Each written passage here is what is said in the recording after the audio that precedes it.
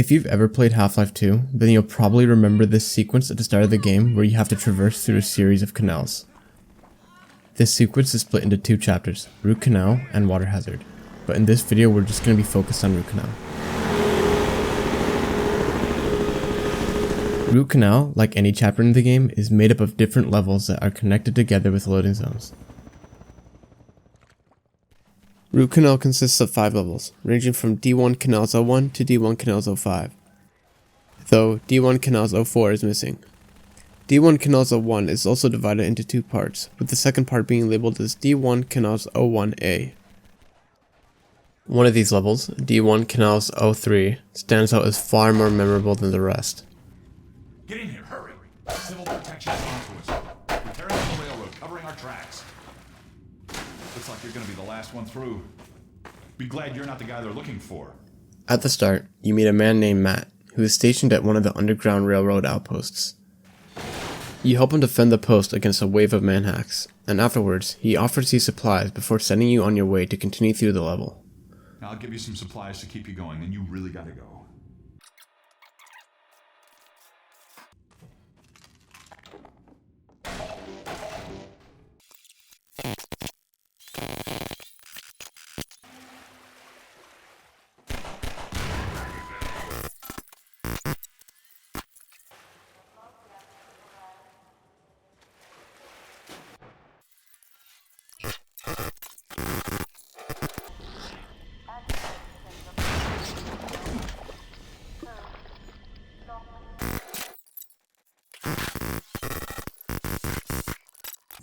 Toward the end, you encounter a room filled with explosives.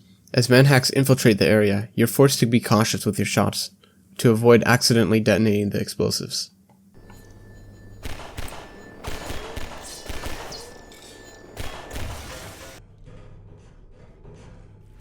After dealing with the manhacks, you face a water puzzle. There's a tunnel that's too high to reach, so you navigate through a series of pipes until you find a valve. Turning it raises the water level.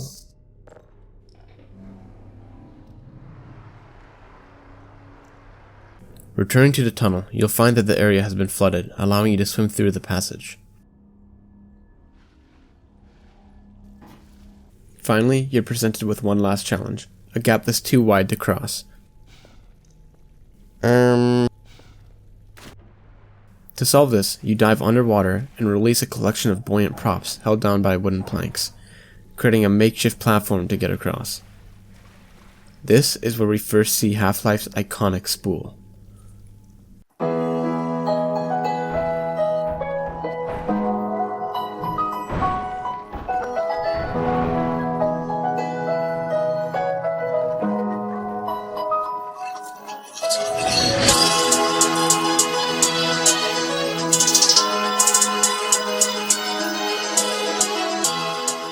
Before we get into the spool we have here, we need to understand more about spools in general.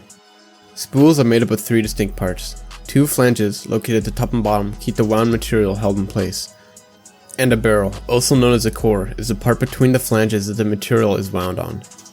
Spools can also come with additional features, such as notches or slots, small cutouts or grooves on the flanges or core to help keep the wound material from slipping. Looking closely at our spool's textures, there doesn't seem to be any notches or slots. Label area, a designated area on the flange or core for labels or markings, usually containing information about the wound material. There isn't a label area on our spool, but there does seem to be some text on the texture. The resolution isn't great, but I think it says 2x2 and then maybe 1x or something, and then on the bottom it's either 81 or B1. Arbor hole. An arbor hole is located in the center or the core and allows the spool to be mounted on an axle or spindle for rotation. Our spool has one of these going through the center. Drive holes. Drive holes are used to help machines or axles turn the spool or hold it in place. They're usually located next to the arbor hole. I don't think these are drive holes, considering drive holes are primarily only used on small or mechanical spools. Fasteners. Fasteners are used to secure the flange to the barrel. Not all spools have them, but our spool does, with 4 bolts visible on the top and bottom. Now that we've broken down the parts and features of the spool, let's take a closer look at the data and details specific to this spool. Instead of using metrics like meters or feet, we're going to be using what's called hammer units, which is a unit of measurement used in source games, like in this case, Half-Life 2. Our spool has a diameter of 80.5 hammer units and a height of 26.5 hammer units. This gives it a traverse length, which is the length of the spool that is used by the wound material, of 22.1 hammer units.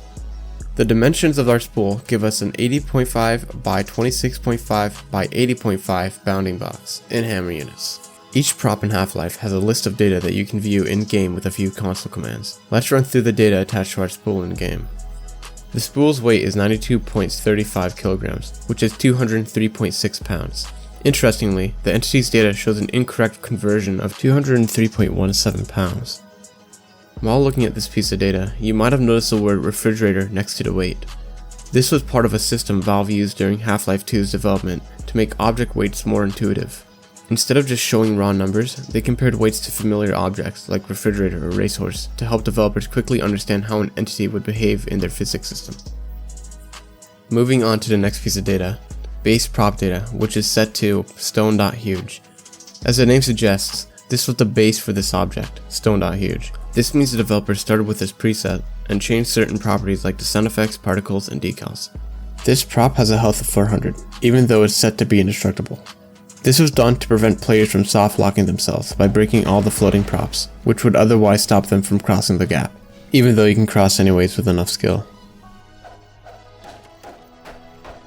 Now this is where it kinda gets unique. The spools used on D1 Canals 03 aren't traditional props, they're more accurately brush entities. Props are typically taken from external files, allowing them to be reused across multiple maps. However, these spools are embedded directly into the map's BSP file, as indicated by the asterisk before the 99. The number 99 itself is an internal reference to the model stored within the BSP file. This line here is pretty self-explanatory, it's just the current position of the spool. And finally, the longest line in this datasheet. The 150 is the entity's ID. Every entity of every map has a unique ID for tracking purposes. The spool 1 prop flood table 01 is just the name of the prop. Interestingly, each spool has a unique name even though they are basically identical, with one of the other names being spool 3 prop flood table 01 and the last one having the name underground prop flood table 01. And lastly, the func fizzbox. This just indicates the entity's class. This isn't the standard prop physics you see with most props, but like I explained earlier, this is because it's a brush entity. One final thing I should probably mention, these spools have a fizz keep upright targeted at them, which means they'll always stay upright no matter what.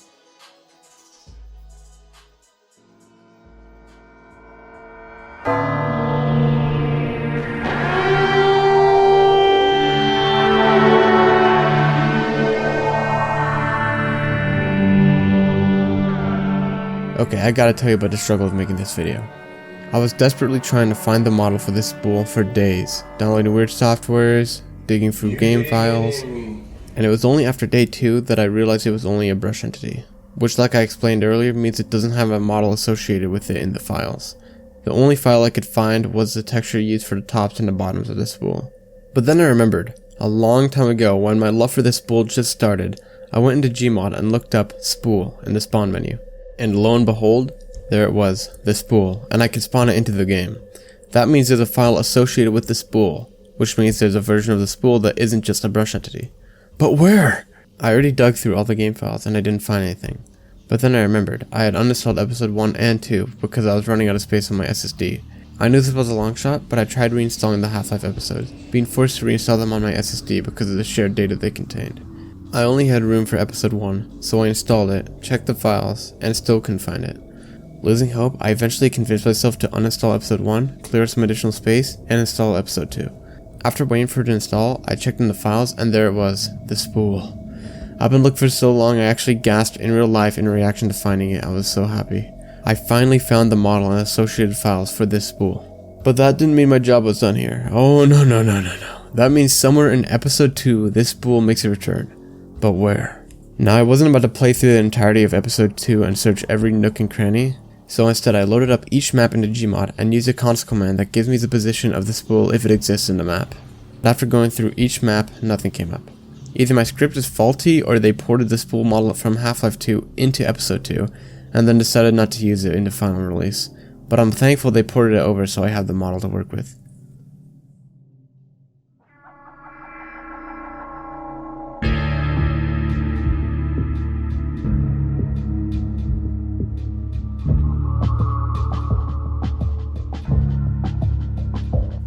The spool model is stored as an MDL file, which is the file format used by Valve for models in source games like Half-Life 2.